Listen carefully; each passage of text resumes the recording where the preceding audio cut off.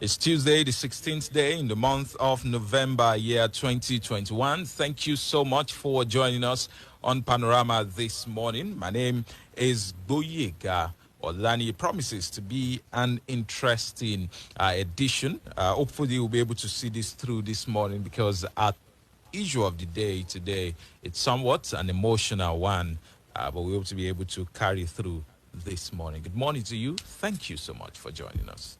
Thank you indeed for joining us. Good morning, Nigerians. Welcome to Panorama. I am Lola Meduteni.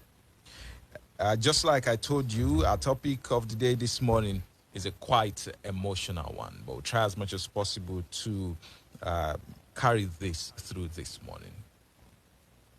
Today, we'll tell the story, the tragic story of Itunu Babalola, a 23-year-old Nigerian citizen residing in Côte d'Ivoire up until her death while wrongfully incarcerated by Ivorian authorities and a lackluster intervention by the Nigerian government. Itunu's story begins with a burgled apartment, which she reported to the Ivorian police, only to find out days later that the culprit was a 14-year-old nephew of the DPO. She was thereafter offered roughly one-third of the value of her stolen belongings to drop the case, which she refused, leading to Itunu being framed by the police with trumped-up charges of human trafficking. Itunu was sentenced to a 20-year jail term, and over a year after languishing in an Ivorian prison, news of her plight made its way to investigative journalist David Hundeyin, who sent out an SOS on Twitter to the relevant authorities, Ministry of Foreign Affairs, headed by Geoffrey Onyama, and Nigerians in Diaspora Commission, NIDCOM, headed by Abike Dabirerewa. NIDCOM acknowledged the call, promising to look into it and get Itunu freed, after carrying out its own investigation to determine that Itunu was in fact as innocent as David's narration had portrayed her. That was in March this year. Months passed with Itunu still in prison for charges she knew nothing about. In that time, David Hundeyin, who followed up with the case, alerted us to all manner of unsavory conduct, particularly by the Nigerian embassy in Côte d'Ivoire, that allegedly kept extorting this young, innocent lady. 8 months passed, and on Sunday night, David Hundeyin broke the unfortunate news that Itunu Babalola had contracted an infection in the Ivorian prison, resulting in her death. Nigerians are angry, demanding to know who to blame for a 23-year-old innocent Nigerian who died in Ivorian prison, despite Nigerian government's full knowledge of the situation. We'll speak to David Hundeyin now, the journalist who broke the story and followed up with it in an attempt to get some answers. This is Panorama. And joining us now is investigative journalist David Hundeyin. Good morning to you, David. Good morning. Thanks for having me. Well, we're sorry about the loss of Itunu Babalola. We condole with you and hope that, you get the fortitude to bear the loss. Thank you. All right, let's begin with the circumstances. I mean, how you came to find out about Itunu's story, because you later did a scoop in July, a broader scoop on, the plight of Nigerians who in other countries, other West African countries, other African countries, and what they are facing. And how did you come about the story of Itunu Babalola? So somebody that I'm mutual friends with on social media, on Twitter and on Facebook, reached out to me I think it was in February, with this story about a wrongfully convicted Nigerian woman, young woman in Côte d'Ivoire, who has been in prison for 2 years for basically no reason. Right. So, it seemed like an unlikely story because usually, as a journalist, you get stories like this all the time, and then later on it turns that the people, the accounts of events isn't completely truthful. There's something that wasn't mentioned or something. So it seemed quite unlikely. Why would someone be serving a 20-year jail sentence in a foreign country when they've done absolutely nothing? But I chose to follow up anyway, just in case there was something to it. I asked for a full statement of events, any documenting evidence if available to show that this person was innocent. Speak to her acquaintances and friends in Cote d'Ivoire. And after all of that, the picture that I got is actually I couldn't establish that there was actually anything significantly different from what this person had told me about what the case was. I still didn't feel like there was enough substance to turn it into a story in its own right. So I just decided to put it out as an appeal on Twitter. So I basically did a Twitter thread on it where I tagged the Nigerians in Diaspora Commission, the Ministry of Foreign Affairs, Minister Geoffrey Oyama, the Minister of State for Foreign Affairs, Zubairu Dada, and the head of NIDCOM, Abike Dabiri, basically saying, hey, there might be something here. There's a Nigerian citizen who's in prison in Bondoku, in northeastern Cote d'Ivoire, who needs your help, right? And then, for whatever reason, the thread went like super viral. It got like 15,000 retweets in 24 hours. People were getting in touch. They wanted to help, wanted to donate. And I think because of that publicity, maybe the government then felt like they needed to be seen to be stepping in. So, NIDCOM got in touch, Library got in touch with the PA, and also directly. The Ministry of Foreign Affairs also, indirectly got in touch. And everybody was just making promises. Oh, they're going to sort this out, blah, blah, blah. NIDCOM actually organized a fact-finding mission to go to Bondoku from the Nigerian embassy in Abidjan. And they went there and they confirmed for the first time that all the statements that had been made about this case were actually true. This lady had done absolutely nothing. We've offered you on anything solid. The conviction has happened, so she can't just be released like that. The case has to be retried with a proper lawyer, because apparently what happened the first time around was that she was forced to say statements that was written in French. She didn't speak French. She didn't understand French. The court proceedings where she was convicted were held exclusively in French because, the Cote d'Ivoire is a francophone country. Nothing was translated to her. So the entire process from start to finish was conducted in such a way specifically to be able to convict her for something absurd and to give her the harshest sentence possible, and for her to not be able to defend herself because she didn't speak French. So what NIDCOM then said was they're going to hire a lawyer. It was going to the case will be moved to Abidjan. They'll hire a lawyer who would basically get the case retried, and once the case was like 10 minutes in front of a judge with a proper lawyer, this case will be thrown out because there was absolutely nothing. There was absolutely nothing. There was no matter. If you read the case files, apparently the so-called evidence that was used to convict her was testimony, the supposed testimony of an 8-year-old child. And this testimony said two different things, contradictory things in two different places.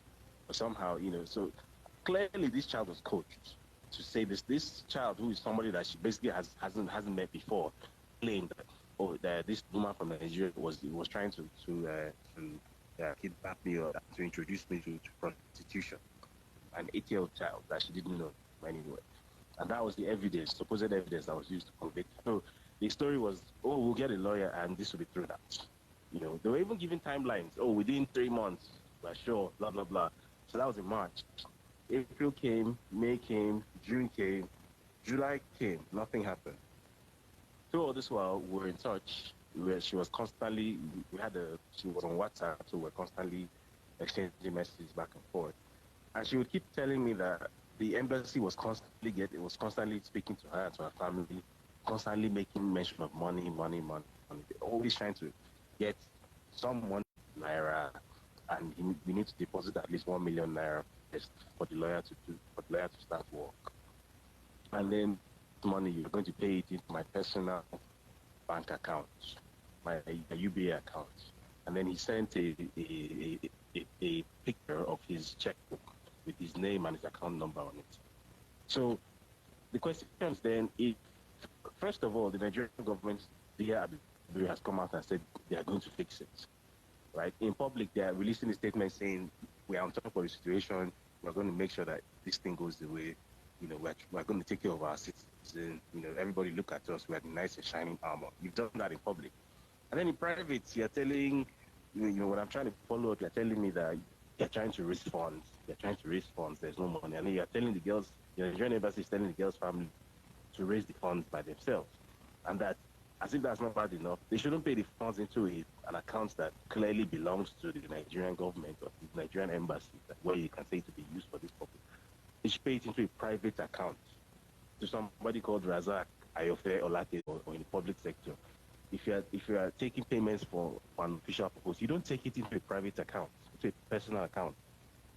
But there must be an organizational procedure for receiving that money. Why are you asking her, a wrongfully imprisoned citizen in Cote d'Ivoire, to send 1 million naira or 2 million naira to a personal account? So I did a story in July where I exposed this guy, I found his Facebook profile, his pictures, everything. And I put everything out there because I feel like sometimes by being silent, we're complicit in the misbehavior, the bad behavior of the Nigerian state. So as much as possible, we should try and put these things out, as we become aware of them. So it happened, and NIDCOM kept silent. I know they saw the story, kept completely silent, didn't say anything. Abikadabe pretended like didn't read the story. Happy as well. The Ministry of Foreign Affairs kept quiet. August came, and eventually, it became clear that the Nigerian embassy and NIDCOM are not really serious about helping this girl. They're just using her to score publicity points. So then we started making our own private efforts to see what we could do to fix the situation. She had a Lebanese friend in Cote d'Ivoire who was fairly, well-to-do. So this guy said, okay, he can put down, he had some connections, he's a bit powerful. So he was able to get her case transferred from Bondoku to Abidjan, which is the first stage to getting the case, heard by a new judge and whatnot. That was in August when she was transferred to Abidjan. We're still talking, we're still going back. We're hopeful probably that even by October, maybe the case should have got a court date, and maybe before the end of wanting to treat herself, the prison authorities are not giving her the care that she needs. The only thing they're giving her is paracetamol. She's suffering some white discharge from her body, and from time to time I've been doing these little fundraisers and trying to help out here and there. But this one time I just felt like, because I was in the middle of a very stressful personal situation myself, so I just felt like let somebody else handle it. I just kind of didn't respond. I was like, well, she has other friends too who sometimes help out, so she'll be fine. Only for me to get word, I think this was on Sunday morning, that this was someone who contacted me on Facebook, a total stranger, contacted me on Facebook and said, they're looking, are you the journalist that booked the story about this person? I said, yes. That she's been transferred to a hospital in Abidjan, and the hospital authorities are looking for her parents' contact details because it looks as if she's not going to make it. So they want to inform the next of kin, basically. And this person sends videos and pictures of her, in an unconscious state. So I rushed to Twitter to put this out there, as my last Hail Mary, NIDCOM, see what's happening. So if you guys ever felt any kind of shame or anything, this is where you come in and fix this. And nothing happened. And that evening, we were still doing some running around, trying to see how we could do a fundraiser, how we can get money to Cote d'Ivoire, because transferring money from Nigeria to Cote d'Ivoire is really not that straightforward. And in the midst of all that, then her friend who was with her, whom I was coordinating with, then sent a voice note saying, embassy is the base for diplomatic missions. So I was wondering how you had to be the one to step in where we, as you've mentioned, have a Nigerian embassy there. So before they reached out to you, had attempts been made to talk to the Nigerian embassy there? Yeah, and the Nigerian embassy had basically said that because technically she was in Cote d'Ivoire without a passport. So the story they said was that she would have to drop 400,000 naira for them to help first, so that they can procure a passport for her. Which, by the way, is not true, because whether or not you have a passport, as long as you are a citizen of an ECOWAS state, which she was a Nigerian citizen, there's no such thing as being an illegal immigrant within the ECOWAS region. All that you need from your country's high commission is a consular card. That's all. That's all you need from the Nigerian embassy, which is supposed to be issued free of charge. But instead, they told her that she needs that you are in Ivory Coast without a passport, so you are an illegal immigrant. They made it seem as if maybe she has gone to South Africa and she's an illegal there or something. Meanwhile, within the ECOWAS region, the rules are very different. If you are you're a Nigerian citizen, if you cross the border and go into Benin Republic, even without any documentation, right? As long as you can prove that you're a Nigerian citizen, the most that the Benin authorities can do to you is deport you back to Nigeria. That's the most they can do. You can't be detained or imprisoned or something because you are, quote unquote, illegal. There is no such thing within the ECOWAS region. So the Nigerian embassy gave her deliberately misleading information to try how I could make this public, and if publicity would help. So what do you think should have been done differently? Do you think at the highest level, should the Nigerian government have exploited diplomatic relations, so to say, or diplomatic solutions? Do you think this should have gotten to the highest level, beyond NIDCOM, beyond the Ministry of Foreign Affairs? Yeah, the Ministry of Foreign Affairs is pretty much the highest level because, like, the minister comes directly with the president. And interestingly, just last week, the vice president was actually in Abidjan with the diplomatic and trade delegation. So clearly, it just shows, and this story has been announced since March, and NIDCOM had commented on it, the Ministry of Foreign Affairs had commented on it, and they were there in Abidjan, and clearly they didn't discuss it because Itunu Babalola is the daughter of nobody. She's not a priority to the Nigerian government or to this current administration. She's just not she's not important. If it was somebody who had some powerful backer or some powerful relative, like Zainab Aliyu, who was caught with drugs in Saudi Arabia, and within 4 months of her being arrested, the Nigerian state moved heaven and earth to make sure that she was rescued, she was freed, because she had some powerful relatives. But this is a daughter of nobody. She has 2 sick parents back in Ibadan. She left the country to try and make money to take care of them. So who is she? She's not important. Clearly, she's not the priority. So, and this has cost her life. Well, NIDCOM has released a statement, and in it they say that the federal government of Nigeria has demanded for full autopsy on the sudden and mysterious death of Itunu Babalola. Unfortunately, Itunu died abruptly while all hands were on deck to seek both legal and diplomatic intervention for her by Nigeria. Now, the part that I want you to respond to is where they say all hands were on deck to seek both legal and diplomatic intervention for her by Nigeria. From from all that you've seen, do you think that truly all hands were on deck to seek legal and diplomatic intervention for her by Nigeria? Absolutely not. Absolutely not. That simply didn't happen. It's very clear that if the Nigerian state wants to do something, as exemplified by Zainab Aliyu, the Nigerian state will get it done. I think it's fair to say that it's significantly more difficult to get somebody out of a prison in Saudi Arabia than it is to get somebody out of a prison anywhere in the ECOWAS region, where Nigeria is the undisputed regional hegemon. So if it was possible to get this done in the Saudi context inside 4 months, and yet it's not spent, close to 3 years in prison for an offense she did not commit, after desperately reaching out to everybody it was possible to reach out to, up to and including the president, then it's clear that the Nigerian state simply was not interested. They simply didn't want to help. If they wanted to help, this girl she wouldn't just be free by now. She wouldn't just be alive by now. She'd be free. One last question. Your reports in July, you said that more than 2,000 Nigerian girls between the ages of 17 and 25 are in jail in Cote d'Ivoire. So Itunu is only one of many. I mean, she's unfortunately passed on now, but what is this figure you've given? Is it accurate? Well, this is that figure is obviously it's difficult to independently verify the figure, but basically when I was researching the story, one of the informants that I had on ground in Cote d'Ivoire before I actually went there. This was the figure that was given to me, and this person works closely with the Ivorian authorities, because this person basically runs an anti-human trafficking NGO, which has significant operations in Cote d'Ivoire. So he's well aware of what the situation is there. So I'm quite confident that I'm not sure that the Ivorian government even collects such data. I'm not sure even the Ivorian government knows, how many such people exist within its system. The Ivorian government is also very corrupt. It's an African government. But this person who runs this NGO if anybody would know, he would.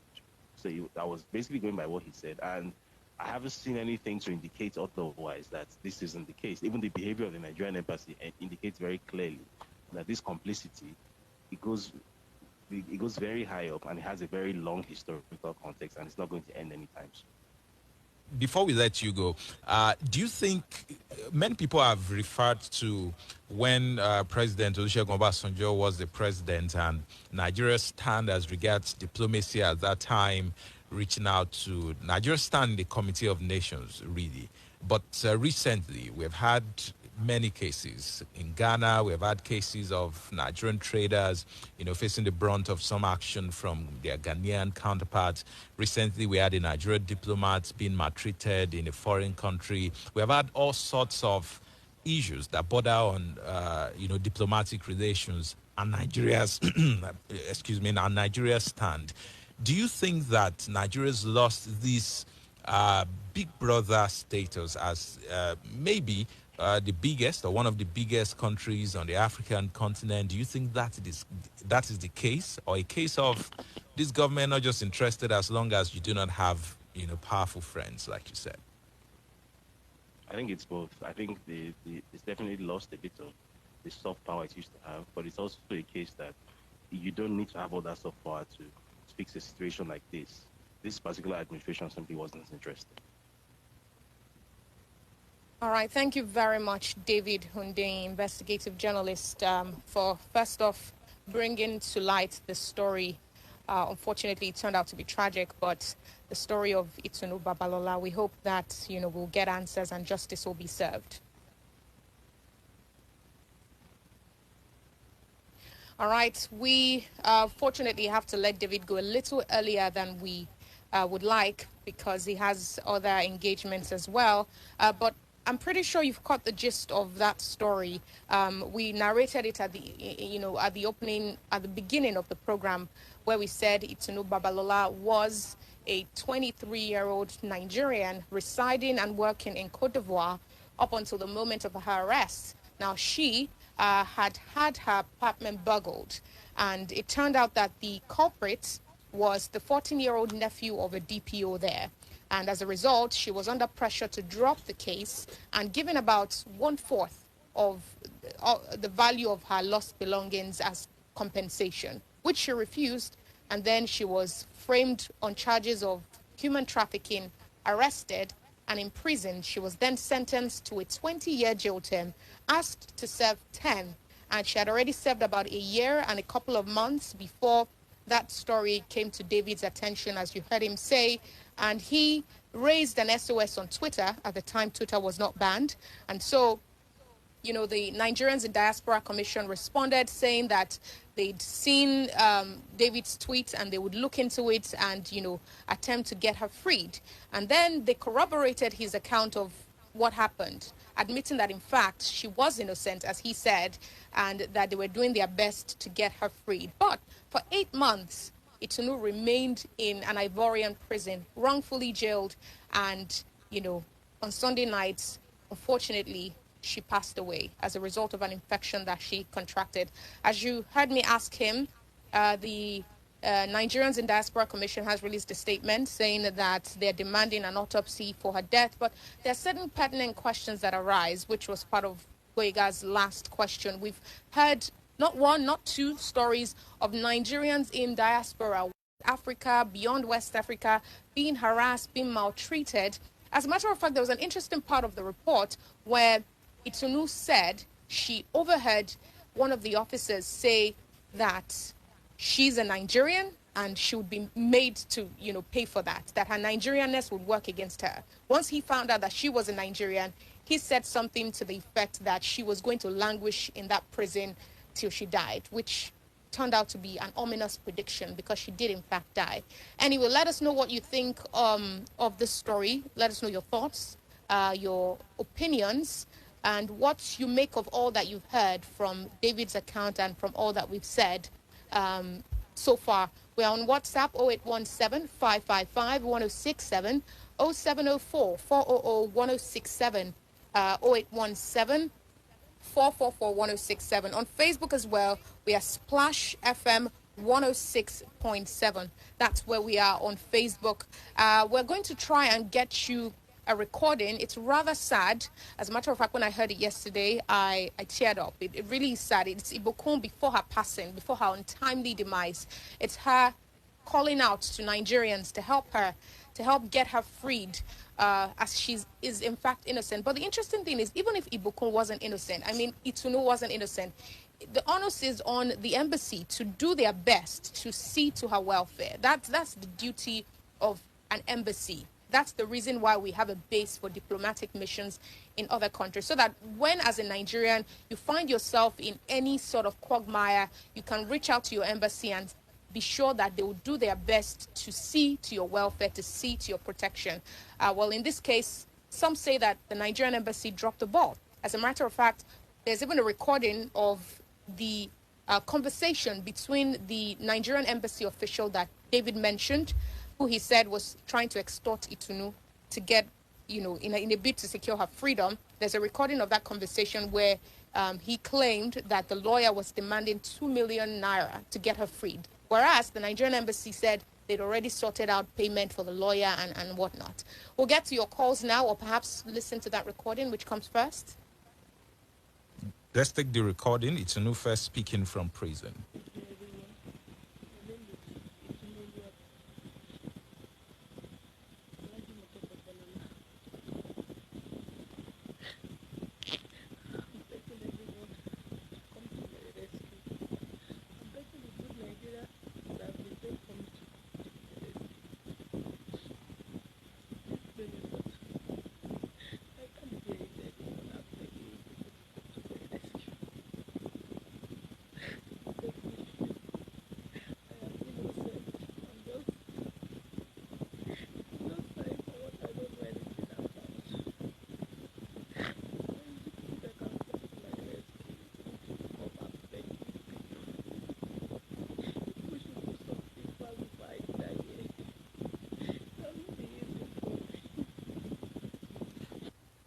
Itunu Babala speaking there.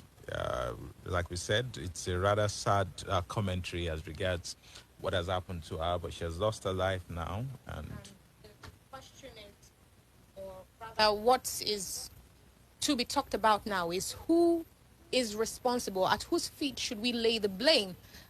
Who could have averted Itunu's wrongful death in an Ivorian prison where she was serving a jail term for something she knew nothing about?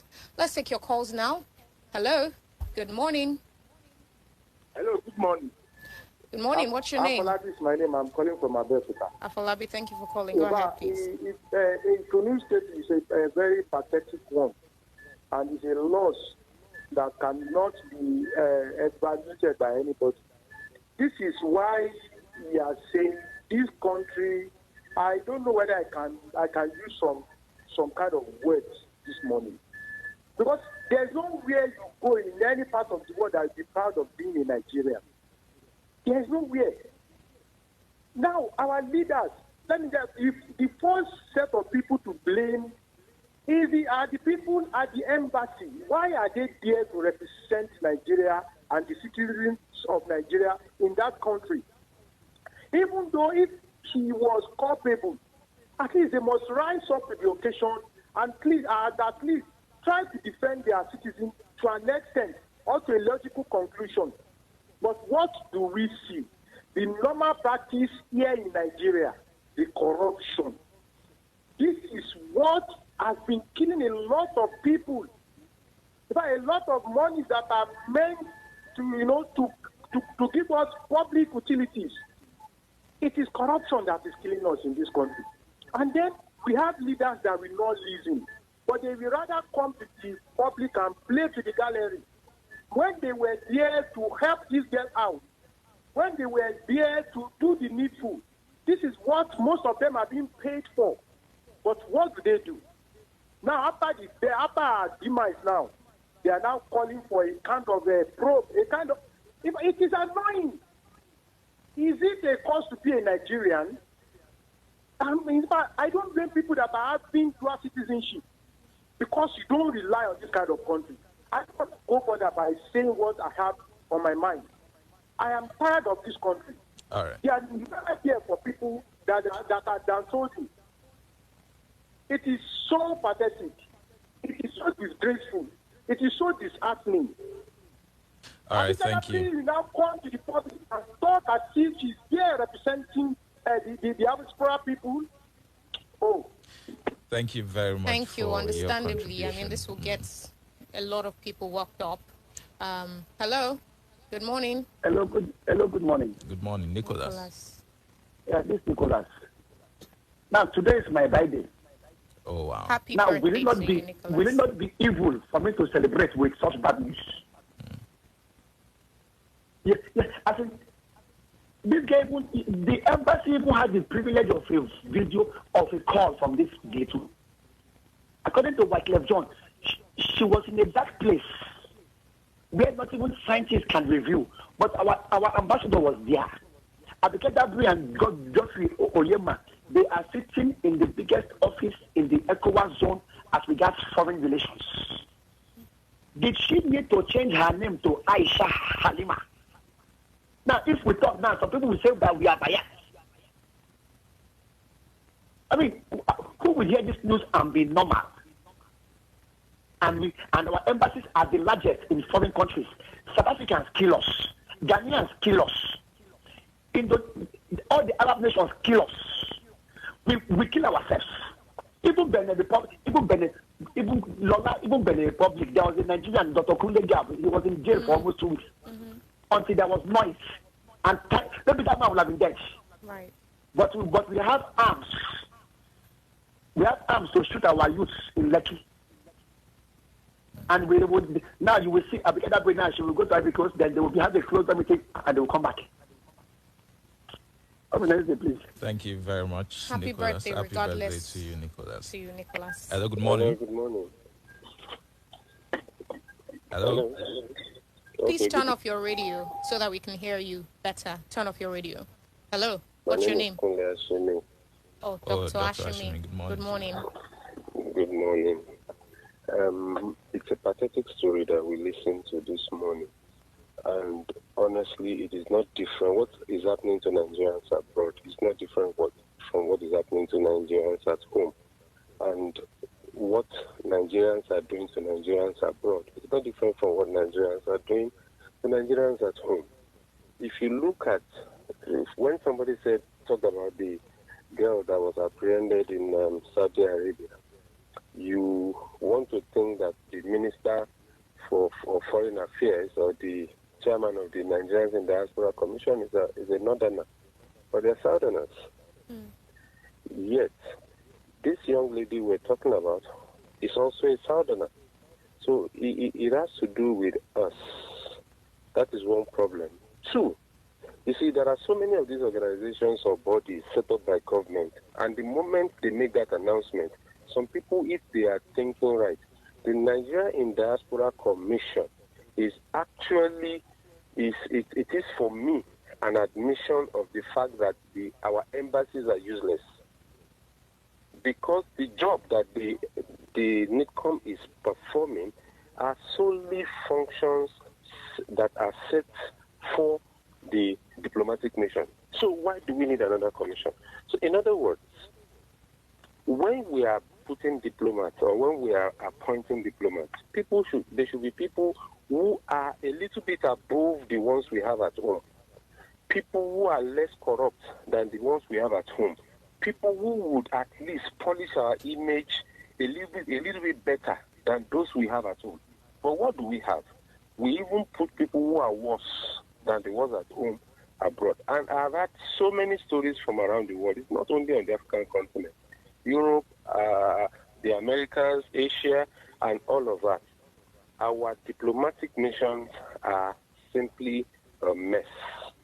And that has actually been the reason why anybody believes that when they trample with the rights of the average Nigerian, nothing will happen. And like Nicholas was saying, in South Africa, even the Republic here, a gendarme can do anything to a Nigerian and he knows nothing will happen.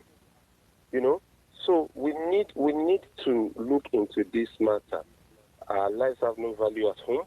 Our lives have no value abroad. For as long as this is a Nigerian who is in a position to help us out. Thank you. Thank you very much. Your contribution. You two can be a part of this conversation. The phone lines are available, while you can also drop us a comment on Facebook or on WhatsApp. We'll be glad to read your contribution as well. Hello, good morning. Sorry, this is Afolabi again. Please, is it possible that you people can bring Bike Dabiri to talk to us on this matter, or maybe somebody from the Foreign Affairs Ministry? Because this thing cannot just go that way. It is. I can't even call it negligence from Abike's this thing and the Ministry of Foreign Affairs. It can't go. Please invite any of them. We need to talk to them. We need to let them realize that they have caused us a lot of things, because we are not revived in any country any longer. We are not revived. Yes, if I can tell you that there have been many cases that I have to fight my way out when I travel out of this country. The moment they hear that you are a Nigerian, things change. This thing, it's as if we don't have Foreign Affairs Ministry. It's as if we don't have embassies in those countries. Something is wrong. Look at what happened to our people in Ghana. Look at what happened to our people in South Africa. Those things just went that way. Nothing was done to the situations. All right. It is so bad. Thank you. Thank you for your contribution. Well, we'll do our best. But a statement has been released, which I'm sure is their official position. But we'll try our best to see if we can make that happen. But the interesting thing is, we have a call here. Hello, good morning. Hello. All right. Do well and call us back if you can. The interesting thing is, this story was only able to see the light of day and get that much reaction in March because of Twitter. It was before the Twitter ban. And the Nigerians in Diaspora Commission too was only able to respond because Twitter had not been banned at the time. They've been inactive since Twitter has been banned. Let's take this call. Hello. Good morning. Hello, good morning. Nicholas. You see, what Please make it quick. Was Ikiru, Aisha, Ene, or Adaku, not Nigerian, should die unjustly. It doesn't matter what the name is, but it's unfortunate the narrative seems to be that because she's from Itunu and Abike is from the region, if a human being should not die unjustly when there is a democratic government. But this same Abike that doing some years ago, some Nigerians were about to be in prison, and the statement she made was that the Nigerians even all come from a particular part of Nigeria.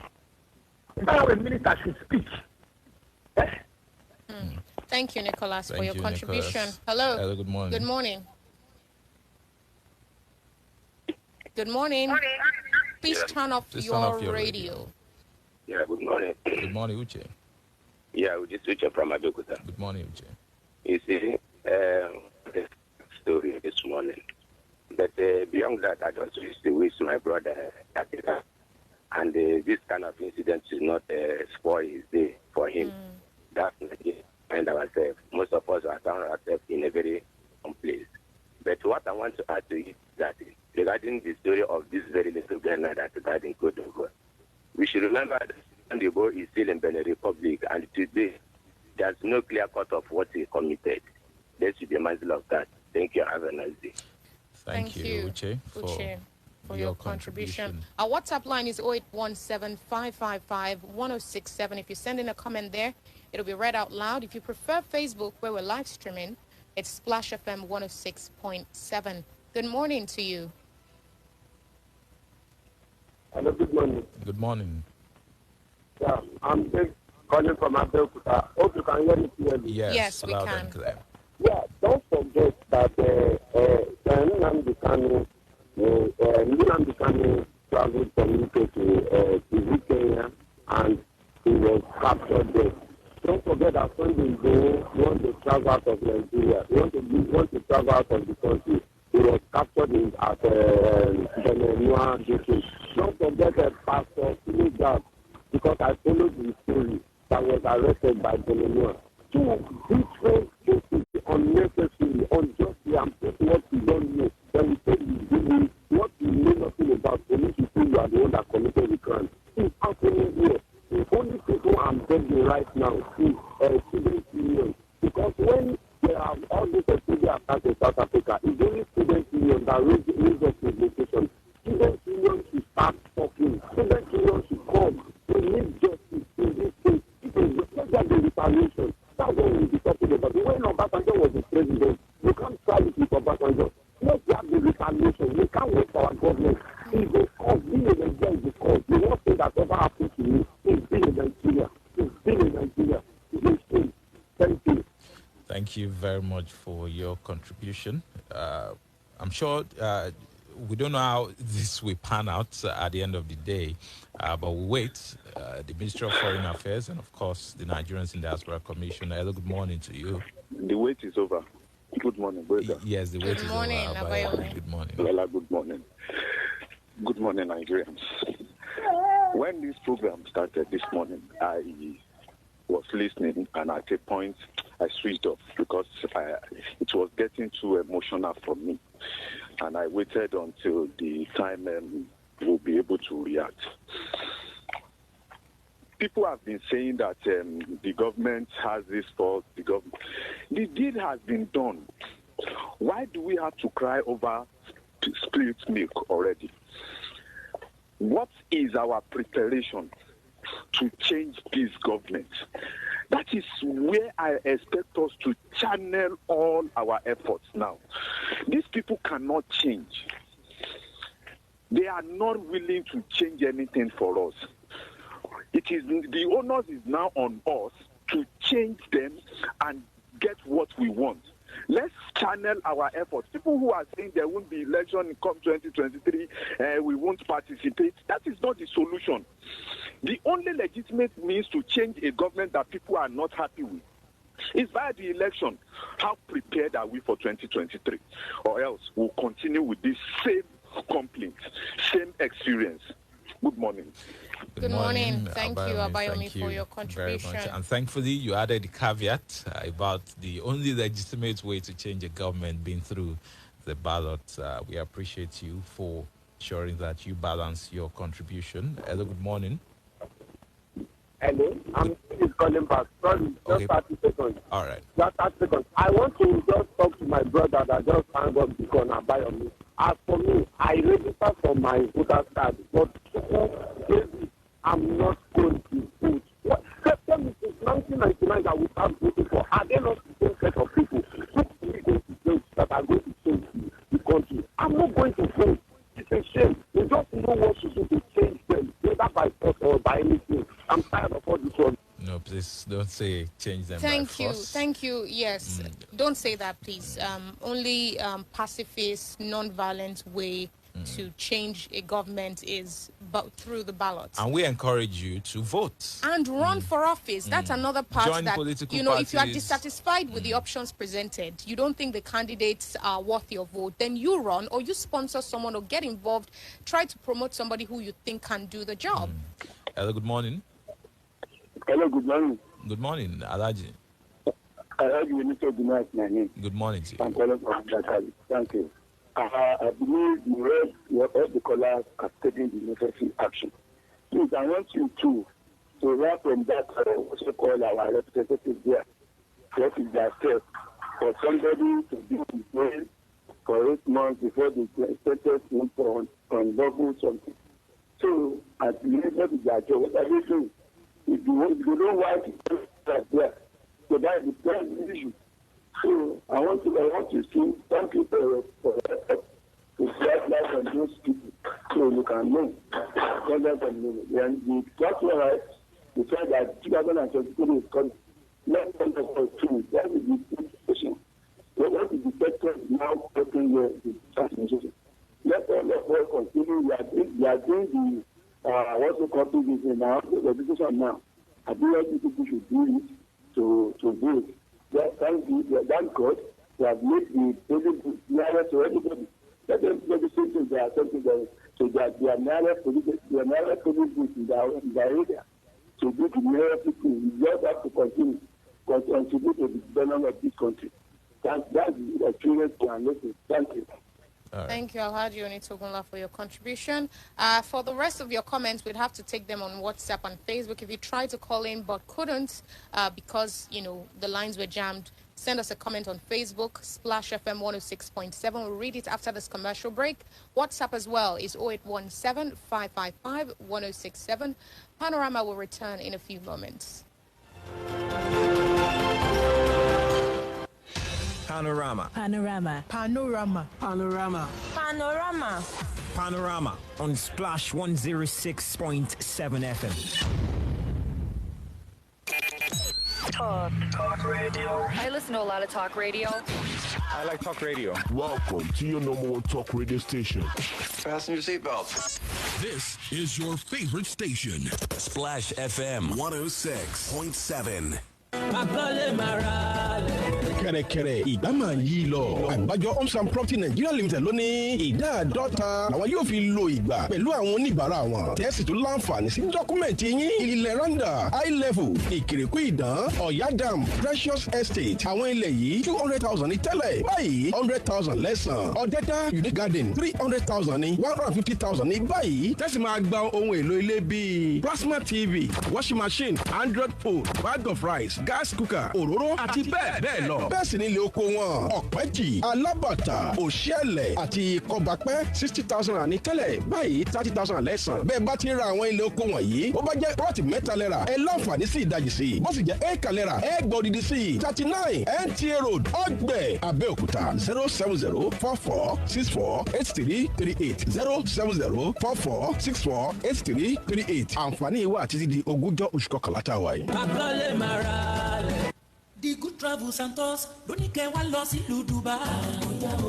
ó yá ká lọ sílùú Dubai ká lọ jẹ̀gbádùn Dubai titun fálẹ́ méje ọjọ́ mẹ́jọ èwo lẹ fẹ́ ń bẹ̀ ṣé tóṣù December fún Christmas special tàbí February fún Valentine special ni odidi alẹ́ méje ọjọ́ mẹ́jọ pẹ̀lú àríyá rẹpẹtẹ níbi tá a ti máa jẹun alẹ́ Dao cruise dinner ní Marina à ń ṣàbẹ̀wò káàkiri ìlú Dubai Dubai City Tour odidi ọjọ́ kan la máa lò ní Expo 2020 tó ń lọ lọ́wọ́ àdé ilé tó ga jùlọ lágbàáyé Burj Khalifa àdé fountain show aquarium tó tóbi jùlọ lágbàáyé àárá àwọn ẹja àtàwọn ohun tó wà lábẹ́ odò a máa ṣàbẹ̀wò sí Desert Safari àjẹun alẹ́ ń bẹ̀ àdé ibùdó àgbáríjọ àwọn orílẹ̀-èdè àgbáyé àti Dubai frame entry ẹ fojú kàn wá ní The Good Travels and Tours 16B Lalubu Road Òkè Ìléwó Abẹ́òkúta telephone 0803-470-9030 tàbí 0808-714-0381 The Good Travels and Tours ìrìn àjò afẹ́ tó yà lára ọ̀dọ́. àkànṣe visa àti tíkẹ́ẹ̀tì máa ló kó wá ti yá nílé ìyá ìyẹ́sà lọ.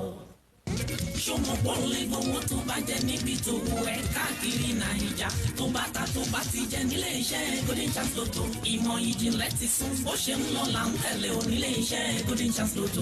ìrọ̀rùn ekun ìrọ̀rùn ayé lọ̀rọ̀ ń bá dé o fún gbogbo oníbàárà tí ń ta Golden Chance Lotto tó bá tayọ Golden Chance Lotto tó jẹ kò síbi tó ti lè gbowó rẹ̀ jákèjádò Nàìjíríà kò pọn dandan pé ọ̀dọ̀ agent nìkan ló ti lè gbowó tó bá jẹ o lè gbowó lọ́dọ̀ sub agent tàbí ní payment center Golden Chance Lotto tó bá súnmọ́ o lè tayọ lẹ́kọ̀ọ́ kó wá gbowó rẹ̀ l'Àbújá bó sì wù ọ́ o lè pé kí wọ́n bọ́ sán sínú àkáǹtì rẹ̀ directly o sì lè lo kóòdù wa láti ta àti láti gbowó tíkẹ́ẹ̀tì rẹ̀ ní dáhùn gbogbo ọ̀rọ̀ o sì lè kàn sí wa lórí wẹ́bsáìtì wa o www.goldenchancelotto.com sanwó yá tíkẹ́ẹ̀tì ta kó o jẹ gbowó ẹ̀ Golden Chance Lotto ọ̀nà tó yá láti di mílíọ̀nù. àwọn òṣìṣẹ́ ilé ìta fóònù sí mọ́ gan ló mára tó níbàárà pẹ̀sẹ̀ ilé ìta fóònù sí mọ́ ojúlówó pọ́nbélé làwọn ẹ̀rọ ìbánisọ̀rọ̀ tẹ́ ẹ bá rà níbẹ̀ àlùbáríkà ló gorí iṣẹ́ wọn ohun ìbùkún Ọlọ́run tó múni ńlá ló ló fà á tó fi jẹ́ pé ẹ̀dínwó tí ò láfiwé ní gbogbo àwọn ẹ̀rọ ìbánisọ̀rọ̀ tẹ́ ẹ bá rà ní C-More. bí owó tó fẹ́ fi ra fóònù ò bá tí ì pèsè ọ lọ́wọ́ lọ́sàn wọn bá tó wà sílé ìta fóònù C-More. lọ́wọ́ kan wàá gba ẹ̀rọ ìbánisọ̀rọ̀ tó wọ̀ ọ́ wọ́n máa wá sanwó tó kù ní san díẹ̀díẹ̀. tó bá ṣe pé èmi lẹ́yìn ni ilé ìta fóònù C-More gan táyé ń gba tiẹ̀ yìí máa sọ fẹ́nìkan máa tún sọ fẹ́nìkan ó yá tún já jọ sọ fẹ́nìkan bí òkè téńté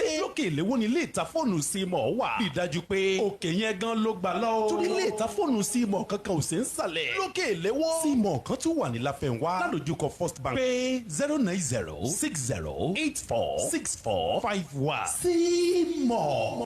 ó yá gbogbo ènìyàn tó fẹ́ ra lẹ̀ ilé iṣẹ́ ẹ̀kọ́ rẹ̀.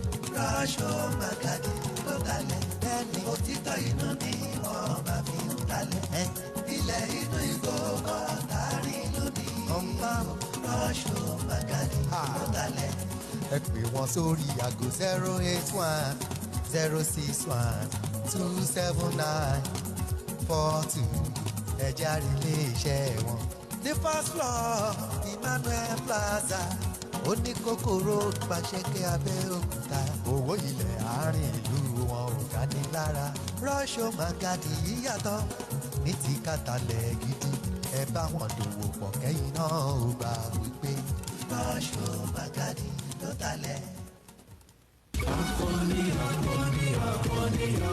àlàáfíà lóògùn ọ̀rọ̀ ọ̀pọ̀lọpọ̀ ló ní ìṣòro kan tàbí èkejì nínú ara oríṣiríṣi egbògi láti lò àmọ́ tí kò sí ìyàtọ̀ bẹ́ẹ̀ sì ni ọ̀pọ̀ ti jẹ nǹkan tó dùn lápọ̀jù èyí tó fa àkọlùkọgbà nínú ara lójú lọ́kọ̀lẹ́wòrán ti hurun egbògi tá à ń pè rẹ̀ rẹ̀ Chapman Ababita egbògi tí wọ́n fi omi ṣe èyí tọkùnrin àtobìnrin lè lò Chapman Ababita ṣetán tí yóò já gbogbo jẹ̀gẹ̀jẹ̀gẹ̀ ara dànù lọ́gán lára bá yá yágíyágí Chapman Ababita kànàkànà máa já tòun pẹ̀lú àgbékalẹ̀ iléeṣẹ́ olúwalúọpẹ́ tradu medical center NAFDAC fòǹtẹ̀lù omi pọ́nbélé ni wọ́n fi ṣe ẹ̀dá Chapman Ababita ò lónìí láti jẹ́ alágbàtà tàbí kó lọ́pọ̀ yanturu ẹ pè sórí aago 081-7002-6620 081-7002-6620 Chapman Ababita olúwalúọpẹ́ tradu medical center ló ń ṣe é. We educate, that's why we are respected. We inform, that's why we are loved. More music, we are the best. The Integrity Station, Splash, 106.7. Panorama. Panorama. Panorama. Panorama. Panorama. Panorama on Splash 106.7 FM.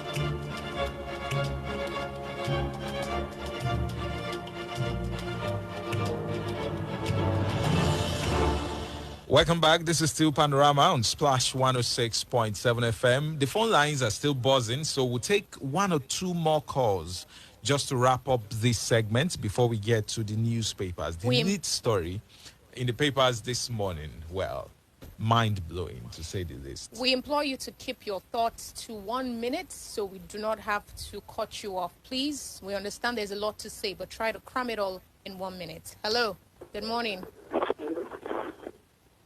What is your name? Where are you calling from? All right, well, if you can call us back, that would be great. This comment, okay, let's take this call. Good morning to you. Yeah, good morning. What is your name? Where are you calling from? Caller speaking from Abuja. All right, caller, keep it to 1 minute. Go ahead, please. Yeah, from all, well, you know, in a country where you know the kind of business you have, are you getting me? As a citizen, we are all Nigerians. We know how and the kind of government we have had, even from independence now. Now, you know they will definitely hardly have time for you. Even those one of us who are on ground, how many of us do they take care of? Not talk of those who are not. Now, my point where I'm going is that the story of the lady is so, in fact, is saddening. But another angle, we Nigerian citizens, please let us help ourselves if the government cannot help us. The way some Nigerians go outside and misbehave, it has made the generality of those foreigners to tag all Nigerians as being bad, except the few exceptions. Are you understanding me? Now, this lady now has a very genuine case. Are you getting me? And the perception of what led to her demise now will have been from the perception they have had about Nigerians. Once you are a Nigerian, you are bad. Are you understanding me? Please, let's appeal. We know our government is bad. But let us also, we the citizens, let us beg ourselves, please behave when you go outside so that you not jeopardize the life of your fellow citizens like this innocent lady. Thank you so much. Thank you. This is indeed... You have a point, but just know that regardless of whether the person is guilty or innocent, there are many countries that would move heaven and earth to get their citizens freed or get them, better welfare even when incarcerated. So that's just by the way. I mean, your point is valid, but that's also something that... The sad part of this story, again, is that when NIDCOM and the Ministry of Foreign Affairs stepped in, many Nigerians who were trying to crowdfund, who wanted to help, stepped back because they felt, oh, now the government is serious about this and the government is ready to help. So many people decided to stay back. I've seen many comments since yesterday when this story broke that she's, dead now, of many people who said, oh, we wanted to help. But at some point when the government stepped in, we decided to, let them. But then let's get to the comments now. On WhatsApp, Samson U. Joseph says, it's so pathetic that we belong to a country that life doesn't matter. Just imagine what our country, Nigeria, did to this lady. The country did not only defraud her of money, but also took her life. Hope you all can see why many people have lost hope in this country. I'm short of words. Look, people are leaving for other countries, even to poor African countries, because this country is not working. He says, let me stop here before I get emotional. MC Common Sense says it's a pity that we lost a future leader. Again, a patriotic, well, I'm having trouble accessing the WhatsApp comments in On time. Facebook, Santerian Akinola Oluwarantimi said, good morning to the presenters. I want to commiserate with the family of Itinumba Balola for her demise. May her soul rest in peace and God grant the family the fortitude to bear the irreparable loss. I think we call ourselves African Union, European Union, ECOWAS, etc. Why should these be happening to us in this country? This is not the first time this will be happening. Look at what happened in South Africa some years back. I think the Minister for Foreign Affairs and the ambassador to this country, where this evil occurrence happened, need to tell us what they're actually doing in that office. They are, believe you me, many of our people in these foreign lands could also be in this kind of situation. Where's this nation heading to? It baffles me when I hear the statement, we are on top of the situation. So sad. And then he dropped another one. Other embassies in Nigeria are more than active, but look at what our embassy are doing in foreign land. The American that was rescued here in Nigeria, do we know how the U.S. Army got to our land? Just because of a soul. Thousands of Americans are ready to lay down their lives. Very sad and unfortunate. The reason why our leaders, those who are at the helm of affairs, are not doing the needful. If Itunu is one of the political stalwarts family in Nigeria, she would have been freed all this while. I'm very sad. I'm hungry. I'm in tears. Medicine after death. What a nation full of hypocrisy. That's from Santerian Akinola Oluwarantimi from Ashira Abeokuta. Thank you very much for your message. Babatunde Oyenekon said, I fought all our media outlets on this one. These journalists broke the news since March, and no constant reminder for our government. And we all know our lackadaisical attitude of Nigerian government. Since she's a daughter of nobody, very bad. May her soul rest on. I'm not sure what constant reminder will do, knowing how this many government. constant reminders have gone unheeded. MC Common Sense's comment is, it's a pity we lost a future leader again, a patriotic Nigerian at that. This is just one of many cases, past and present, even still to come. Kudos to the journalist, but I would have loved him I would have loved to have him on air on radio programs like this constantly. Well, this is probably the fourth or fifth time we've had David. He's an intrepid journalist, and he's broken many stories, with, receipts and all that, shocking stories. If you remember the Boko Haram origin story that we covered a couple of weeks back. Anyway, MC Common Sense's comment continues with, I think it may help more than Twitter. Meanwhile, for the Nigerian authorities, this is another big loss to their name. When will everybody in Nigeria have a surname that can shake the seat of the movers and shakers of this country? And he said, thank you and God bless Nigeria. The WhatsApp comments are a little slow in coming in, but I'll read them as soon as I can get access to them. This one, I think, is from Ola Joel, who says, you cannot expect other countries to treat you better than your own country. It is sad that the Ivorian authorities behaved in such a way, but they should know that posterity will judge us all. Indeed, now I am certain that our leaders are bewitched. To the Nigerian embassy in Ivory Coast, the ambassador and the man whose personal account was used by the so-called embassy to defraud this innocent lady, he should be called home and tried. This is a call to all of us to choose wise come next election. And he's wishing Nicholas a happy birthday as well. This one is from Sheon Falola from Pansheke. Same old ways of recklessness, irresponsibility, and rot. As usual, corruption at work. I wonder why people are unusually heartless to the extent that value for money, instant gratification, was placed over human life.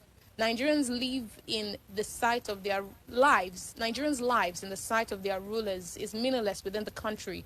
It's the reason why law enforcement agencies brutalize the people without consequences, and events like the Lekki massacre happen. Also, Nigerians' lives are useless to the same incompetent rulers outside the country. That's why we have sad cases like Itunu that died in Ivory Coast and many others that were victims of xenophobia.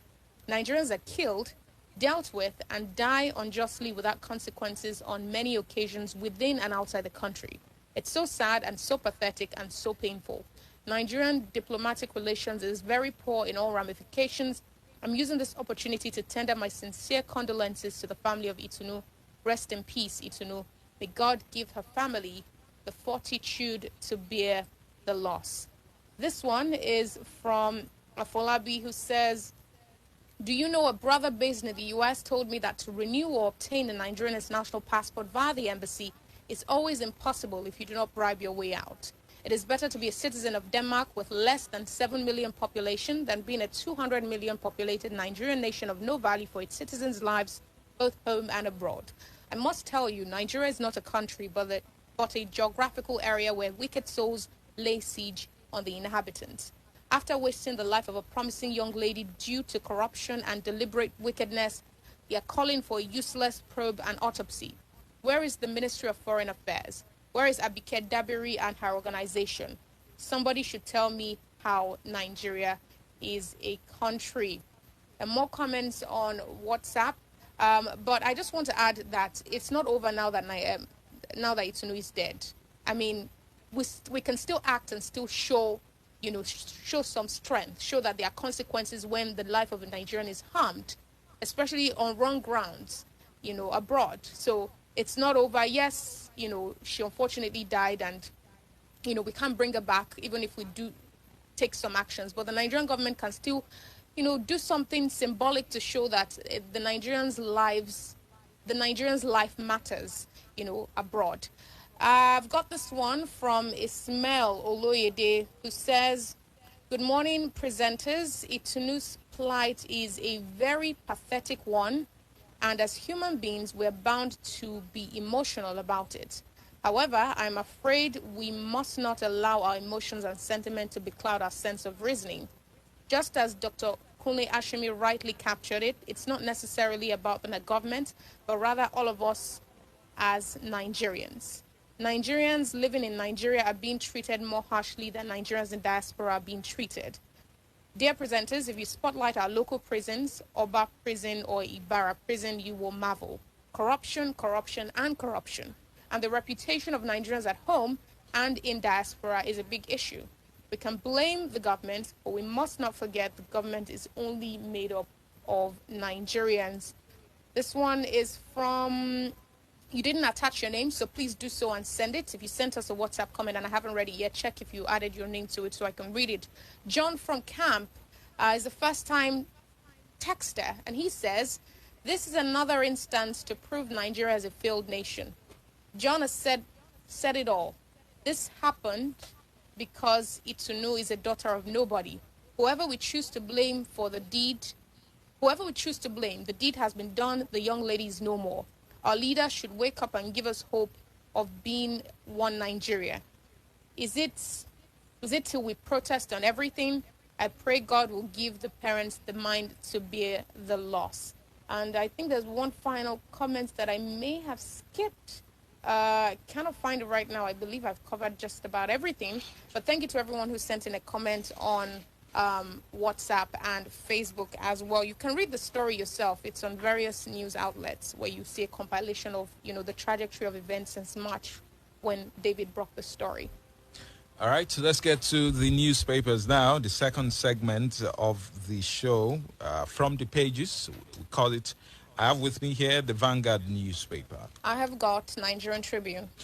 This story, like I said, will blow your mind. I'm sure you've probably heard it before. But NSAS panel report indict army, police over Lekki shootings. With the riders, history will judge us, says Governor Sanwo-Olu.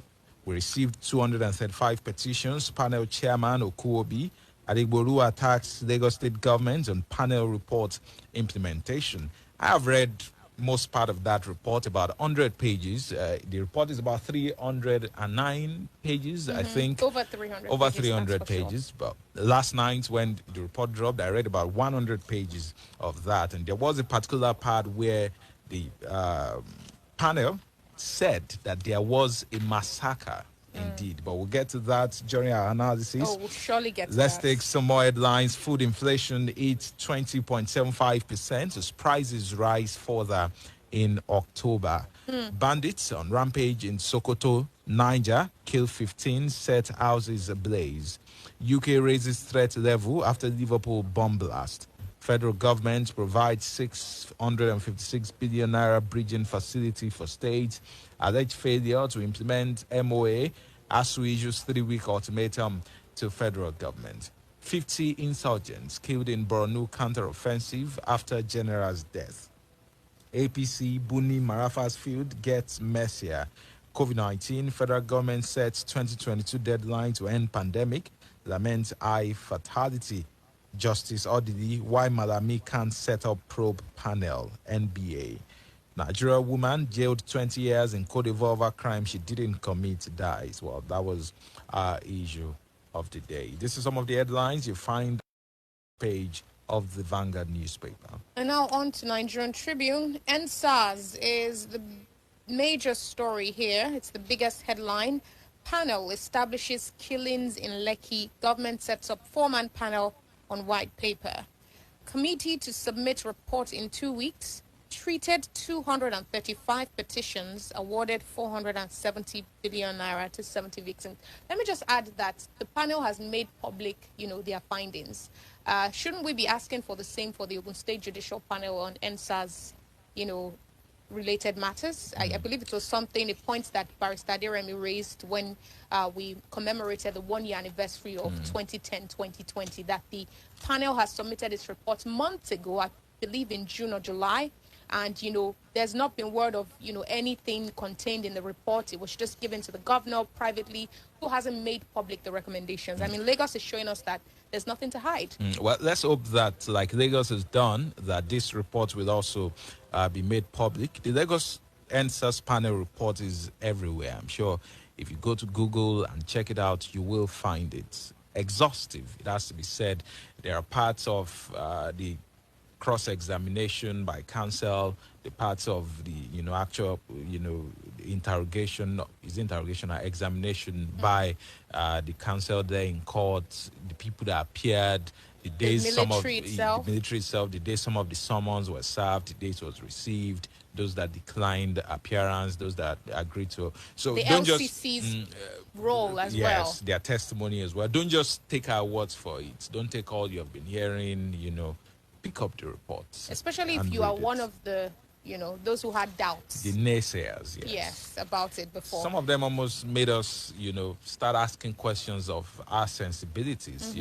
We saw it on Instagram Live. They came out to say, well, the Instagram Live feed was doctored. Did you switch? Had to seek asylum. She had to travel And then outside the an country. interesting part is those who deny that it was a massacre. They said, "Oh, okay, just one person Maybe died, one or person died, or two persons people. died," despite the fact that many news organizations, independent ones, established ones, set up their own investigations and were able to name some people who had gone missing since that night, presumed dead. And if you remember, on DJ Switch's live, she was alleging that bodies were being packed into trucks and carted away, which would explain, the lack of bodies and why some people have been missing since then. But this report actually details close to 50 persons who, died from the events of that night. Some missing and now presumed to be dead. More stories from the front page of Nigerian Tribune. Issue of the day makes its way here as well. Federal government demands probe into death of Nigerian in Côte d'Ivoire prison. North with highest indexes of social challenges bedeviling Nigeria. That's according to Jega. 15 killed as bandits attack 2 local government areas in Sokoto. Makinde directs withdrawal of doctored local government appointees list. 3 years after daughter's gruesome death, mother suffers same fate. 7 burnt to death in Lagos-Ibadan Expressway crash. Court ejects Lagos PDP from Secretariat over unpaid rent. Journalist's death. Family says police IRT SWAT's reports confusing. Sister says part of deceased body packed in mortuary burnt. Regional autonomy. Additional states best political solution for Biafra agitation. Ohaneze worldwide tells federal government. ASU threatens fresh strike, gives federal government 21 days to implement agreement. Still expecting 22.127 billion naira earned allowance. Set up committee to investigate issues surrounding appointment of Pantami as professor. Council for Legal Education, NBA senators rejects proposed establishment of 6 law school campuses. Those are the stories from the front page. I think we might as well dive in with our lead story on both newspapers now. Ayaru Jozu joins us for this segment of the program. Good morning to you. Thank you for joining us. Good morning. It's good to be here. The last time I checked, Boyega and Lola are still a perfect combo. Thank you. Thank you very much for the kind words. But let's dive straight into it now. NSAS panel report indict army police over Lekki shootings, and it has to be mentioned that the report was submitted to the governor yesterday and was also released yesterday. That of Ogun State had been submitted since July, I believe, but has not been released. Just putting that out there. So the panel has said that indeed there was a massacre on that day. They even went as far as putting the Wikipedia definition of a massacre and the dictionary, Merriam-Webster definition of a massacre as well. So it's taken more than a year, but now the truth, they say, is sacred. Now the truth is out. Well, Boyega, I'd just like to read that particular part. It's titled, that section of the report is tagged, Whether There Was a Massacre at the Lekki Tollgate on October 20th, 2020. The atrocious maiming and killing of unarmed, helpless, and unresisting protesters while sitting on the floor and waving their Nigerian flags while singing the national anthem can be equated to a massacre in context. The Wikipedia definition quoted in the report reads, a massacre has been defined as the killing of multiple individuals, which is considered to be morally unacceptable, especially when perpetrated by political actors against defenseless victims. The panel considered whether what took place at the Lekki Tollgate on the 20th October 2020 was a massacre. According to the learned authors of Merriam-Webster Online Dictionary, one of the meanings of massacre is the act or instance of killing of a number of usually helpless or unresisting human beings under circumstances of atrocity or cruelty. So yes, indeed, it has been tagged and confirmed as a massacre. Now go on, please. Well, Lola, it's like when you are playing football, your questions have really just passed the ball to me so that I can score a goal, and I will score it. Let me start by making 3 summations. Whatever is in darkness, shall be brought to light. Number 2 is the fact that there was indeed a massacre, atrocious and very gruesome killing and maiming of defenseless Nigerians. Number three, very quickly, is the fact that there are hypocrites in Nigeria, both in the leadership and among the followership. At some point, it became a debate. You know, the matters of Nigeria should not be reduced to maybe a literary and debating society stuff. People, you know, depending on their persuasions, some want to be, you know, pro-government and want to be like any government in power. Some of our friends are like that. You know, anything the government does, they have an explanation for it. And I've learned, you don't, you know, you take what this has taught us, many things about government, you take it with a pinch of salt and probe into it. You know, some others, you know, there was a massacre. We all saw the video. You know, despite all the Instagram, all the video, it's just so hard. It's wicked of some Nigerians to say, no, there was no massacre. They may have used the rubber bullets. And you saw the report. They used live bullets. If they didn't use live bullets, let's look at the analysis. But by now, I'm sure some persons in government should be covering their, you know, face in shame. You know? But by this morning, after that report was released yesterday, should we not have a reaction of some of the actors, you know, to start dropping resignations and, you know, walking out of government? No, you won't get that. You will get reactions. Those reactions will come belatedly for us saving, you know, face saving. But you won't get anybody, you know, but you see, these are some of the things that have eroded public trust and trust in government. Very, very sad that somebody very high in government, even the information minister, you know, who described, that's the way he put it, it's a massacre without bodies. That's unfortunate. With As this recently report. as a few weeks ago. Yes. We need to, you know, to salute the boldness of the governor there, which has also kind of, you know, put a race to the governor here. It's a pressure. You know, sometimes Ogun State has never lagged behind before. Sometimes we steal the show. I remember since more than 1 month, this station has persistently been calling on the governor to, you know, make public. I'm not sure you really got any response or so. You know, this Ogun should return to the forefront. I wish this had been done in Ogun, you know. But let's look at the analysis. About 48 names. 48 names that they can confirm. And say 9. We could put their names, this one died. A lot more missing that we cannot account for. You know, presumed dead. And this was because from eyewitness account, the military, you know, ferreted away the bodies from there. That's wicked. But let me read, just because of the purpose of those that are listening to us and have not read that report. So we'll proceed on commercial break soon, but we'll still get back to this. And I don't even know if we'll have time for any other story because we have to. It's an exhaustive report. The report in its executive summary said the panel in its report found that on 20th October 2020 at the Lekki toll gate, officers of the Nigerian Army shot, injured, and killed unarmed, helpless, and defenseless protesters without provocation or justification while they were waving the Nigerian flag and singing the national anthem, and the manner of assault and killing could in context be described as a massacre.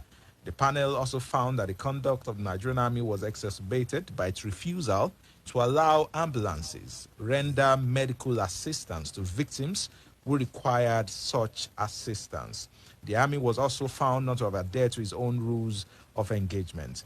The panel found that Nigerian police force deployed its officers to the Lekki toll gate on the 9th of the 20th October 2020, and between that night and the morning of 21st October, its officers shot at, assaulted, and battered unarmed protesters, which led to injuries and deaths. The police officers also tried to cover up their actions by picking up bullets. The panel found that LCC hampered the panel's investigation by refusing to turn over some useful and vital information or evidence as requested by the panel and the forensic expert engaged by the panel, even where such information and evidence were the company's admission available. It manipulated the incomplete CCTV video footage of the Lekki toll gate on the 9th, which it tendered before the panel. Another part, okay, these are some of the, another part which is I can't find in the newspaper was that the environmental agency in Lagos, cleaned, that morning, yes, with about 4 trucks or thereabout that had brushes under them, cleaned that part of the Lekki toll gate. Thereby so that probably damaging all the explained evidence. why there was no blood, there were no evidences, and what have you. Well, there's more. You know, you didn't get to the part where, and because another question that surfaced from that night is who gave the order. In fact, you know, there was an entire production about it with the governor of Lagos State appearing on CNN, being asked the question pointedly and, you know, sort of stammering. Well, the panel found that there was an invitation of the Nigerian army to Lagos State made by the Lagos State government through the governor before the hierarchy of the Nigerian army deployed its soldiers to the Lekki toll gate on that night, as well as the fact that there was an attempt, what you were mentioning, to cover up the incidents of the 20th of October by the cleaning of the Lekki toll gate and the failure to preserve the scene ahead of potential investigation. We are going to proceed on a commercial break, but when we come back, we're going to answer some more pertinent questions. IRO Jolie has already sort of hinted at the fact that this does damage the credibility, further damage the credibility of the Nigerian government and even the many actors involved, from the Lagos State governor and the Lagos State government to the military to the Nigerian police to even top, top spokespersons within the Nigerian government. This and more we'll look at when we come back from this break, but keep sending in your comments on WhatsApp and Facebook. Panorama. Panorama. Panorama. Panorama. Panorama. Panorama on Splash 106.7 FM. It's time to close shop on all the radio stations. In person. And the award goes to... Oh my God! The king is now in the city. Thank you. Welcome to Splash 106.7 FM Abeokuta. Do you know many companies and organizations have been facing issues on electricity, which has been affecting their income? Now listen, we don't have to worry ourselves again when we have the Mecano generator distributor around us. Auto Castle Limited is right here in Abeokuta, where you can get all Mecano products and their equipment at affordable prices. You don't need to go far to get Mecano generator spare parts, even to service your generators. Auto Castle Limited is the talk of the town when it comes to quality Mecano generator. Get your diesel and gas generator. At Auto Castle Limited, you can get 15 kVA to 2,500 kVA. Also, you can get packings from 9 kVA to 5,000 kVA. Steel fabrication, Geely motor, Hyundai, forklift, breaker, and lots more. Visit Auto Castle Limited today, situated at 62 Olorun Shogwabiola Way, Abeokuta, or call 081-3001-4871 or 0805-332-3036. Auto Castle Limited. lẹ́nìkan bá ń bi mí ohun tí mo máa ṣe tí bá jowó tó tówó gidi mo ronú mílíọ̀nù kan náírà àbí ìyẹn ò tó nǹkan kan rárá bóyá pẹ̀lú bíi 5 tàbí 10 mo lè. mú àlárẹ̀rẹ̀ rẹ ṣẹ pẹ̀lú ìpolongo Airtel Recharge and Blow níbi tí gbogbo èèyàn ti jẹ́ olúborí. Ra owó ìpè dójú àmì lọ́sọ̀ọ̀sẹ̀ kó o sì gbádùn ẹ̀bùn owó tó tó 100 mílíọ̀nù náírà. Ìpolongo yìí ń wá sópin ní oṣù December ọdún 2021. Fún àlàyé síwájú sí testa 444*4#. Airtel, the smartphone network. Hey, it's time for Jingle Bells. Jingle bells, jingle all the way. Oh yes, it's time to have Christmas fun and merry. Come December 2021, Splash 106.7 FM Christmas Fun Fair will come alive with fantastic gifts, games, and lots of yummies to go around. This year's Christmas Fun Fair will be all-encompassing and refreshing for children of all ages. Schools, religious centers, and organizations are invited to be a part of this merrymaking event by registering their children, as there will be a discount of 7.5% for any organization that registers 50 children and above. Stay tuned to Splash 106.7 FM for more details about the date and venue. Splash 106.7 FM, we are the integrity station.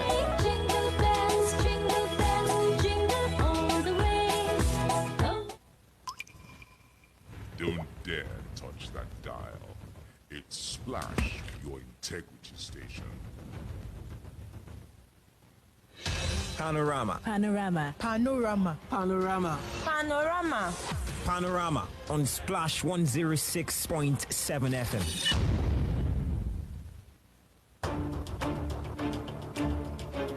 Welcome back to Panorama on Splash 106.7 FM. So we'll continue. But the panel made 32 recommendations, and I'll take part of them. The recommendations include holistic police reforms covering welfare, training, and proper equipping of policemen and their working environment, which we always also clamor for here, sanctioning of the officers of the Nigerian Army and Nigerian Police Force, respectively, who participated in the shooting, injuring, and killing of unarmed protesters at the Lekki toll gate on 20th and 21st October 2020, development of more robust engagement between the youth and the government, setting up of a standing committee or tribunal to deal with cases of violation of human rights by security agencies, and a trust fund to settle compensation awarded by such committee or tribunal, a public apology to NSAS protesters who were killed, injured, and traumatized by the incident of that day, and the memorialization of the Lekki toll gate and the October 20 going forward. Ayo, these are the recommendations of the panel, but kudos to the panel as well. Many people were concerned because the Lagos State government was setting up a panel, and many wondered you can't be a judge in your own case. If the panel would indeed, be as objective as possible. But the panel has done an excellent job. And maybe kudos to the Lagos State government too, maybe for perhaps not interfering, with the panel. So the recommendation. What it shows is that there are still some good Nigerians. Don't forget the Lagos State government was and is still a party in this matter. They cannot be a judge in their own case. I give it to Governor Sanwo-Olu in a way because the report also exposes some of the goofs. Now, talking about evidences that had been tampered with, you can take away what this has shown. You can take away the CCTV box. You can even wash away all those things. One scripture is always clear. You cannot do anything against the truth, but for the truth will always catch up. This shows that it's righteousness that exalts a nation. Sin is a reproach. That word sin means that when you blight the truth, when you call white black and you call black white, a lot of people should be ashamed. Now, I want to also support part of the recommendations that he's saying. I align with all of them in total. The one that says the place should be renamed as NSAS toll gate, it's in order. In fact, it should have been called Field of Blood, because it is real now that there was a massacre. Remember the Field of Blood in the Bible, talking about, Judas and how it ended up. And it's a wake-up call for Nigerians and a lesson to the government.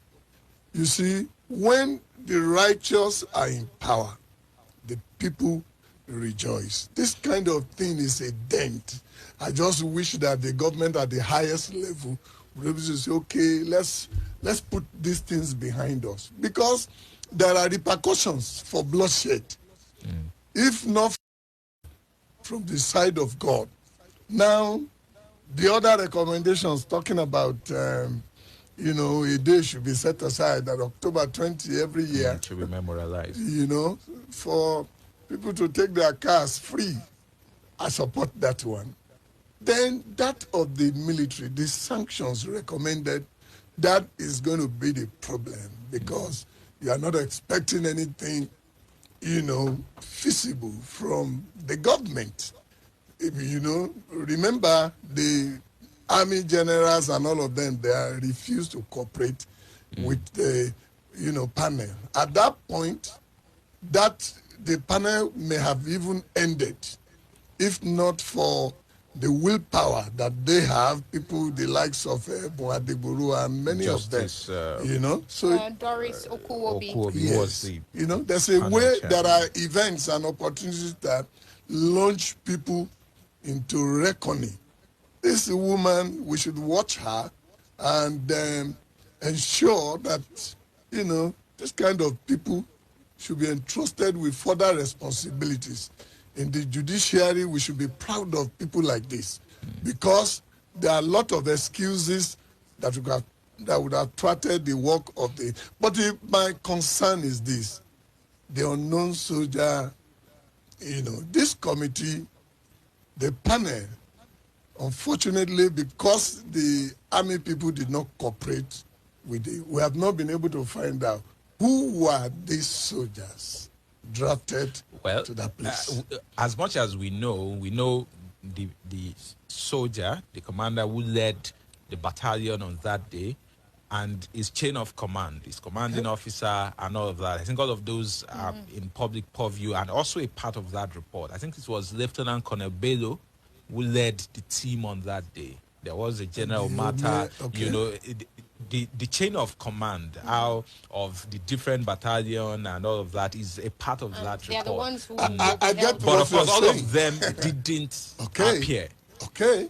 Of course, they were summoned, but they did. So my question now is, what happens to this recommendation, especially the part where it says punish these soldiers, these police officers? The panel was set up by the Lagos state government, which is a subnational government. Is this report binding on the federal government? Can the federal government now pick this recommendation and then act on this recommendation? I am not expecting any sanction. That aspect, from the way things have been done in this country, you will never get to the root of the matter that way. The government itself has not shown, clear leadership. You see, any government can make a mistake. Remember that President Buhari, at the height of the crisis, he addressed the nation. We didn't get much in that address. But he was interviewed and he said, these people would have removed him, overthrown him. You see, that's an admission that of angst by the public against him. We thought he made some promises that some of the agitations were valid and that they're going to work on it. What did they do?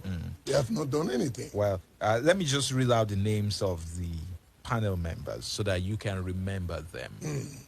Retired Justice Doris Okuwobi. Other members, Boadegboru SAN, Patience Udo, retired Deputy Inspector General of Police, Taiwo Lakanu, Shegun Awusoya, that's Sega Link. I'm sure many of you know him with that name. Olutoyin Odusonya, Director, Lagos Citizens Mediation Center, and Temitope Majekodumi. Another youth representative, Rinu, pulled out, Rinu Oduola, at some point. But the governor has now set up a four-man committee. I'm just clapping for those people. The governor has set up a committee now, a four-man committee led by the Attorney General and Commissioner for Justice in the state to prepare a white paper. I also promised that the white paper will be released within 2 weeks for public knowledge. Justice Okuwobi then said the panel received 235 petitions and awarded a total of 410 million naira to 70 victims of police brutality. Out of the 235 petitions, 14 are only on the Lekki shooting incident. And I wonder why it is still being regarded as alleged Lekki shooting incident, because I don't see any... I mean, what further stamp, of validity that it really happened do we need than a panel, one that the government was a part in, setting up? But anyway, this calls to mind, the Oputa panel and what became the outcome of that as well. And there's a conception held by Nigerians that, so some section of Nigerians that, once a panel is set up, that's the end of it. The Koyi collapse, there's a panel set up to probe as well, those involved. Now this one, yes, it's extensive and exhaustive. Yes, it's, it gives call for jubilation in the camps of those who always believed that there was a massacre. But is this the last that we are going to see of it? Just this report indicting them, and then that's the end of it? I just pray so. But you see, there are some elements of drama with many of these panels. Panels can just become like a distraction.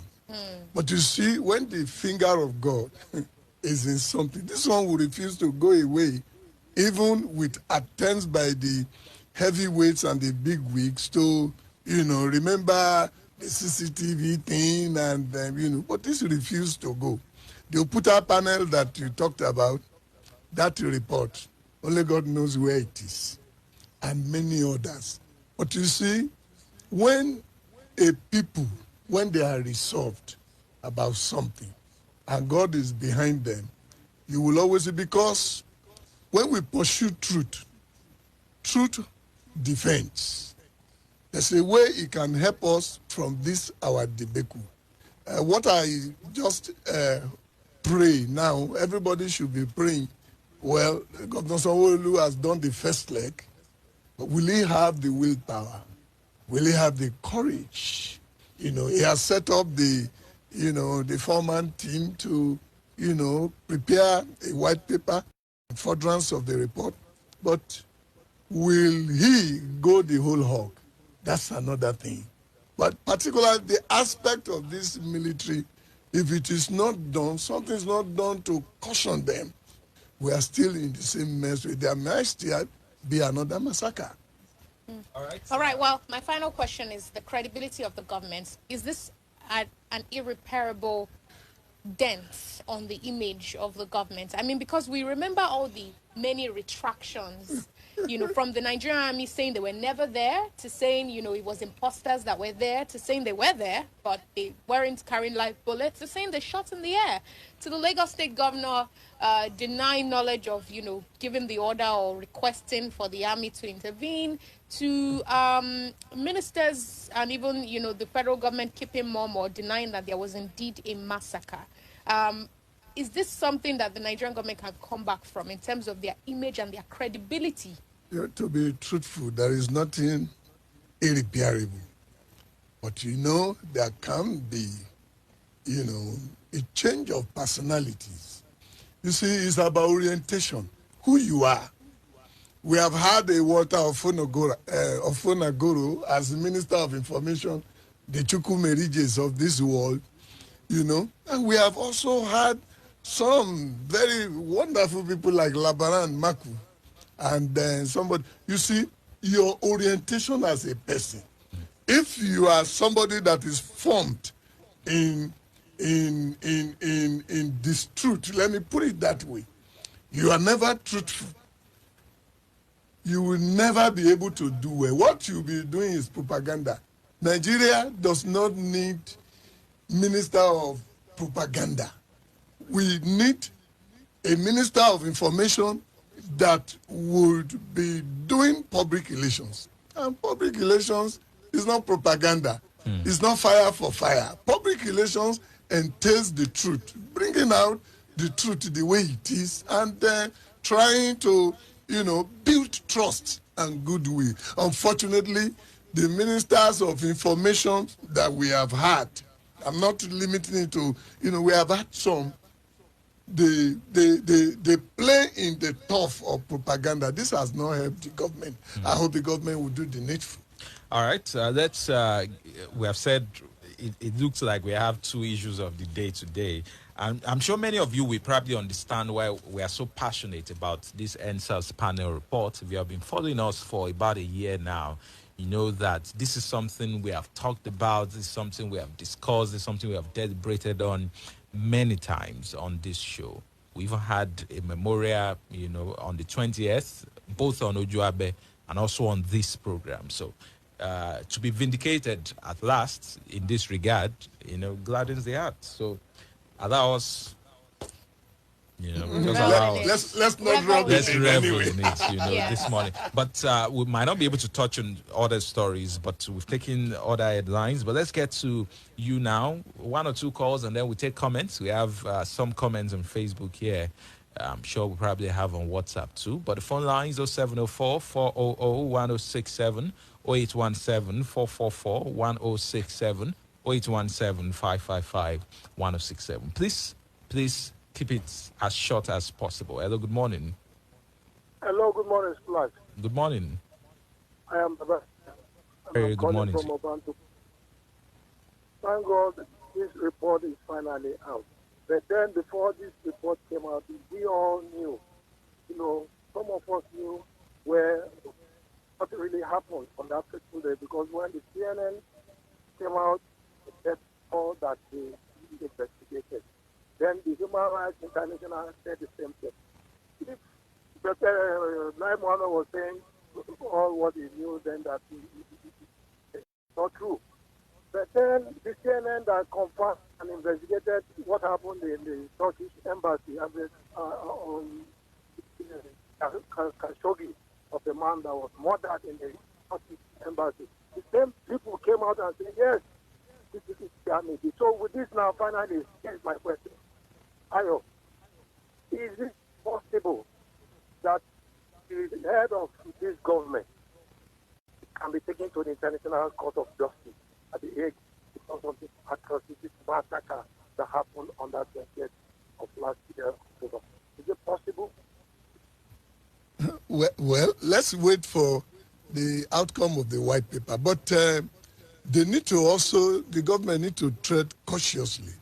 If things like this are followed up to the logical conclusion, if indeed there was a massacre, people lost their life, and you know, people were treated with so much disdain like that, there's a possibility very high. All right, let's. Comments on WhatsApp and Facebook are coming in. Do you have Facebook over there? Yes, Kazi Kunde said, my name is Mustafa Kazim. Good morning to all Nigerians. May God be with us. Same thing is happening here in UAE. We Nigerians, we are suffering here. No company will like to hire you. Once they find out that you are from Nigeria, they will not accept you to work with them, even though you have employment visa for Nigeria. Well, I guess he's watching on Facebook from UAE, probably referring to our issue of the day. Thank you very much. Oduwalida Ishason said, so what's next now that it's confirmed the government of Nigeria killed its citizen in a bloody massacre by the security forces? What kind of justice will victims receive? I'm very curious now. Say, who go charge who for murder, an attempted murder, plus various kinds of assault? Okay. Well, we have this comment from Olaoluwa from Abeokuta, who says, now that Lagos State Judicial Panel has released their report about the Lekki shooting, shouldn't our Minister for Information apologize to us for lying to us? And one of your analysts bury his head in shame for defending the government. God bless Nigeria. Santere Nakiola said, good morning. On the issue of Lekki Tollgate, the state government needs to answer some questions. The likes of environmental department, Loma, those in charge of waste evacuation, military personnel. Look, we think there is no God in what we do. See how the truth has been revealed. DJ Switch was giving us live updates on the happenings then, but they came out saying it was a lie. DJ Switch had to seek for asylum, and immediately she discovered that her life is not safe anymore. She needed to leave this country. For clarity and truth, every actor from different angles need to come out and face the full wrath of the law. The souls of the deceased are asking for vengeance. Kelly Darlington Kelly said, Nigerians, we do not have a government. Well, he also said, God bless Splash FM in the inbox. I'm really enjoying you guys' program this morning. Our government is not trying at all. They're not helping situations in this country. And then he said, please allow me to then drop your Facebook username here for me. All right. You have an admirer there.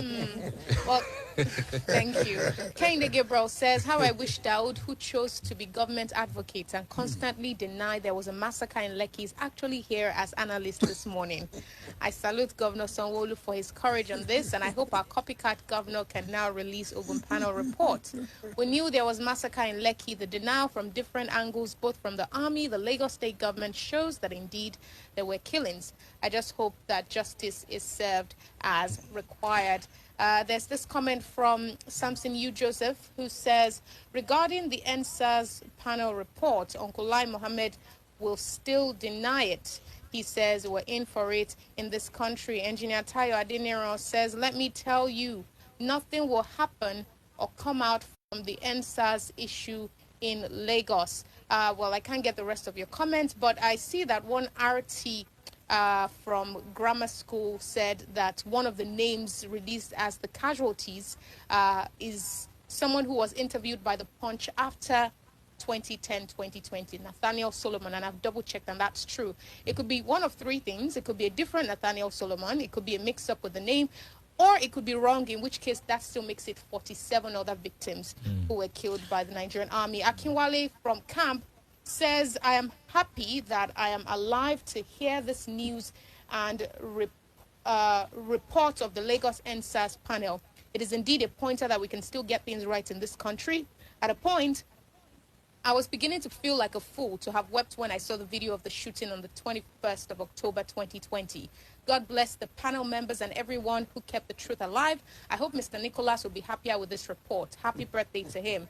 Please, Lola, I can't find a PDF copy of the report online. I only saw a newspaper report.